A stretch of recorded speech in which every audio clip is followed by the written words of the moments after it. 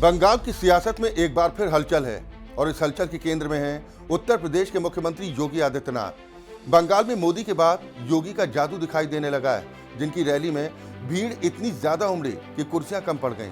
बंगाल के हिंदुओं ने योगी को देखा तो आंखें नम हो गईं, जैसे किसी उम्मीद को सामने खड़ा देख लिया हो। और वहीं बुलडोजर पर किए बड़े ऐलान ने सियासत में नई बहस छेड़ दी है। दोस्तों, कश्मीर हो या बंगाल, आखिर बीजेपी अब योगी के बिना अधूरी क्यों दिखने लगी है, ये तो सवाल है। लेकिन ममता बनर्जी पर योगी का करारा प्रहार तो हो चुका है, लेकिन एक सवाल यहाँ भी है कि क्या बदल रही है बंगाल की तस्वीर। योगी आदित्यनाथ का कद यूपी के बाहर देश के अलग अलग राज्यों में कितना बड़ा हो चुका है, ये तस्वीरें खुद बयां कर रही हैं। कश्मीर हो या फिर वेस्ट बंगाल, बीजेपी अब बिना योगी के मैजिक के जीत के सपने नहीं देखती। जिस मुर्शिदाबाद, फरक्का और मालदा में हिंदुओं के खत्म होने का संकट बताया जा रहा है, उन्हीं इलाकों में अब योगी की खास मांग क्यों उठ रही है। इसलिए बंगाल चुनाव में देर से ही सही, लेकिन योगी की एंट्री ने सियासी समीकरण बदलने के संकेत दे दिए हैं।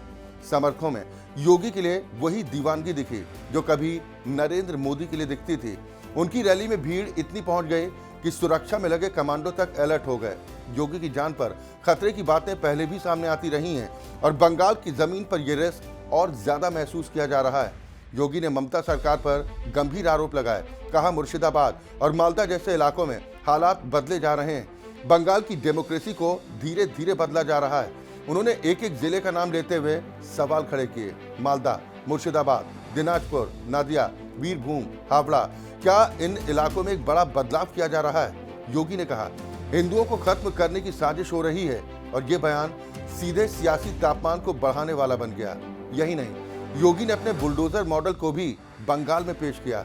जनता से पूछा, अगर आप चाहते हैं कि यहाँ भी बुलडोजर चले तो आपको वही करना होगा जो यूपी की जनता ने किया।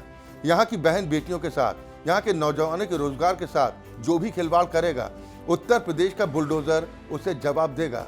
यूपी का बुलडोजर सिर्फ सड़क नहीं बनाता, माफिया का भी इलाज करता है।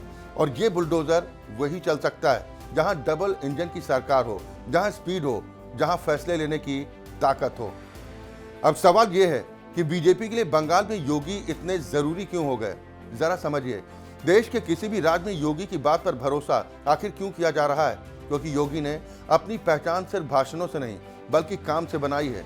उत्तर प्रदेश में कानून व्यवस्था पर सख्ती, अपराधियों पर कार्रवाई, ये सब उनकी छवि का हिस्सा बन चुका है। बंगाल में उन्होंने कानून व्यवस्था पर सवाल उठाए और जनता को लगा जो यूपी में हुआ वो यहाँ भी हो सकता है।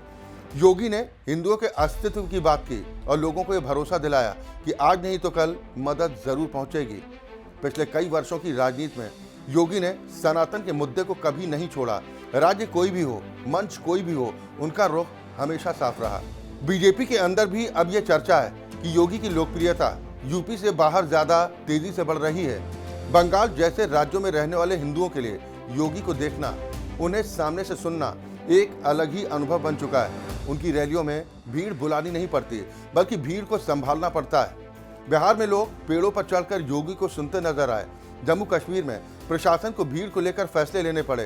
ये तस्वीरें एक ही बात कह रही हैं, योगी अब सिर्फ एक मुख्यमंत्री नहीं रहे, बल्कि एक ऐसी राजनीतिक ताकत बन चुके हैं जो उम्मीद, आक्रामकता और एजेंडा तीनों को साथ लेकर चलती है। और यही उम्मीद आज बीजेपी के लिए सबसे बड़ी ताकत बनती जा रही है। योगी का बंगाल वाला अंदाज साफ संकेत दे रहा है कि आने वाले वक्त में देश की राजनीति में उनका कद और भी ऊंचा होने जा रहा है। बाकी योगी आदित्यनाथ को लेकर आपकी क्या राय है, कमेंट के माध्यम से हमें जरूर बताएं। नमस्कार।